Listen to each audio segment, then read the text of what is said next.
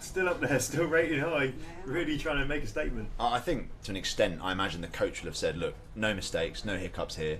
Go out, do what you need to do, and probably row full pelt to the halfway mark. If you're then in control, perhaps back off a little bit, gear it so that you've got sort of some gas left in case you're racing again later today or tomorrow. But I think it's also an element of disrespect to your crewmates if you're winding down after the barrier, especially at sort of an event as prestigious as this.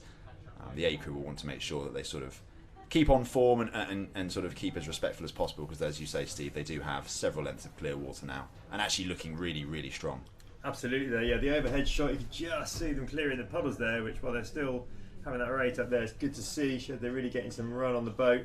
And as I say that, I think they're just starting to take that rate down just ever so slightly to manage that race now. Great to see the drone back here for Henley Wimmers. It was such a great view of the racing and real actually bit of technical insight. I know a lot of crews will play the stream back at the end of the day and try and see if they can pick up any tips to utilise a bit more speed for the following rounds. Yeah, pioneered by the two Henley events actually, the Royal and the Women's Regatta, the use of drones in rowing. Of course, the Royal making it famous by putting it sort of on BT Sport and then having the team that comes with that. But I think I might be right in saying that the Women's Regatta were the first to do it. So kudos to them. But you can see Bristol A with a comfortable lead over Bristol B as those two crews make their way down the course. So we move back up to the start. Race 26.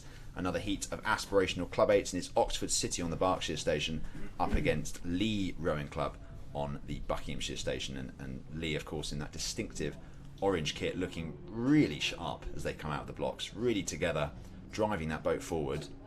It'll be interesting to see when they come past that static camera point just shy of the island, who has the advantage. Yeah, Lee, another club there that's got a thriving junior programme at the moment. And that does translate through the rest of the club, and you get that happening. There's just that osmotic effect of results spreading out to the other squads.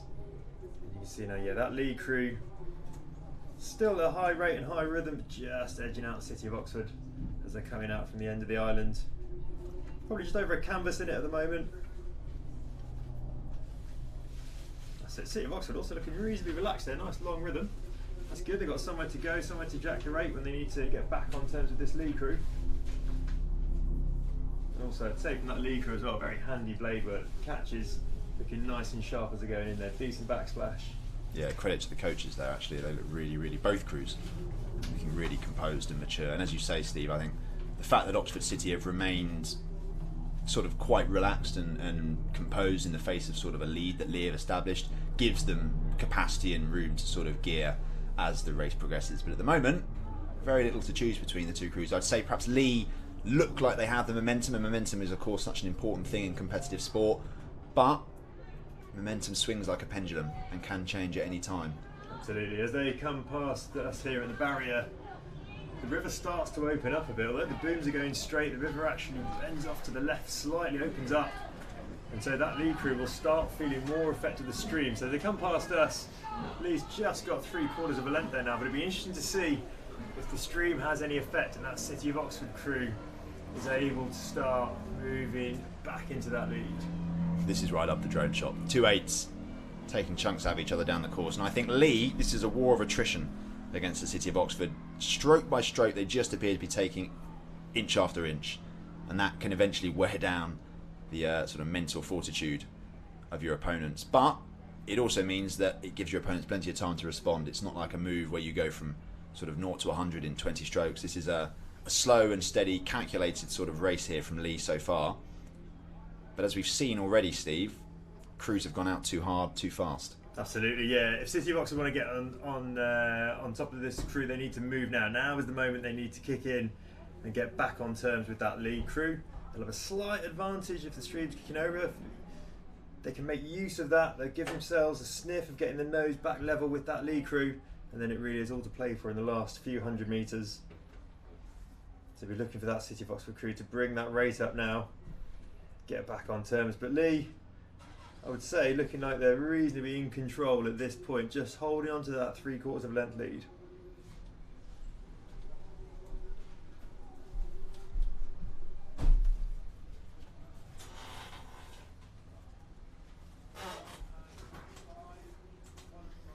So as we watch that race make its way down the course, race 26, we'll be keeping an eye on it as Lee lead the City of Oxford.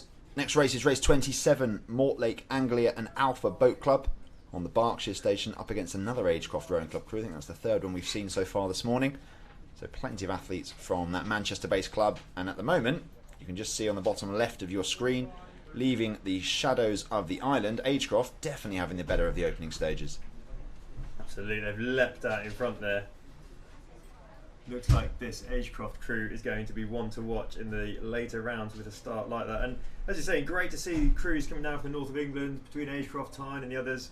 Great to see such a resurgence, and they're making the effort to come down and represent their clubs at Henley Women's Regatta here. Well, I think these pictures and the quality and standard of rowing sort of is in itself its own advert. I think this is the premier women's rowing event, perhaps in the world, certainly in the country. And I think any woman who's been training all year and wants to compete at the highest level comes here no matter where. You can already see we've had crews from New Zealand make the literally cross-globe trip to have a go on the world famous Henley Regatta course. And at the moment, Agecroft, like you said, Steve, definitely a crew to watch as this event unfolds. Every twist and every turn, the narrative develops. Agecroft really punching it along here. That's a proper 8. Absolutely, yeah. Just threw a bit of wash there from the Agecroft crew as one of the pleasure boats goes down alongside the booms, but they handled it well, able to power through and just eke out another few feet from the crew from Mortlake, Anglia and Alpha, up from West London over by Chiswick Bridge. And yes, this Agecroft crew looking, as you say, very punchy and taking charge of this race early on. So you can see Lee at the top of your picture have just crossed the line ahead of the City of Oxford, so assuming there are no reasons why that result shouldn't stand, Lee progressed through, but enjoying this race here between Agecroft and Mortlake. Interesting little snippet of information about this Mortlake crew. There's actually a mother and a daughter racing in the same boat. Zoe, the mum, is in the foreseat, and Ella, the daughter, is coxing. So it's a family affair for the Mortlake crew, who, as you say, boat up by Chiswick Bridge. I think it's where the boat race crews come off the water after their 7-kilometre race in April. But Agecroft here, I think this is the crew that won Club 8s at Wallingford Regatta. So another boat with domestic form and some results to sort of substantiate their claim. And looking like they have around 2 lengths. I couldn't think of anything worse than racing with a member of my family. That was lead to some interesting crew debriefs, particularly the drive home. But yeah, as you say, the Agecroft crew, and actually I was going to mention the steering of that Agecroft 8 is really, really straight, like down the line of booms there. Really impressive stuff to keep that 8 straight as an arrow all the way down. It gives you such confidence as a crew when you know that your coxswain can keep that straight line, because it really does have an effect on how the boat feels if it's kicking around from side to side. So being able to hold that straight line all the way down the course, really quite impressive from the Agecroft coxswain there. I'm sure her mum in the crew will be very happy also.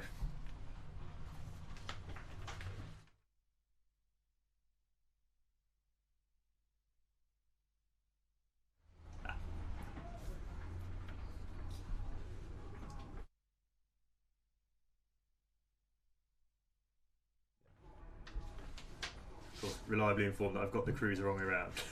Mortlake with the mother and daughter combo. But still, I think the idea stands. Absolutely, no, 100%. I was thinking that myself. How because the cox is almost the coach on the water. How do you, as the daughter, stand in front of your mother and say, "Look, today you just weren't at it"? I don't think I'd have the guts or the bravery to say that to my mum. I'd say it quickly and then leave. Probably the best way to do it. And maybe cook your own dinner. That Yeah. There you go, you can see the shot. Agecroft in control as these two crews leave the enclosures, that's what you'd call them here at Henley Women's, where a lot of these spectators are camped. And whilst we watch Agecroft make their way down the course, the next race is underway, race 28.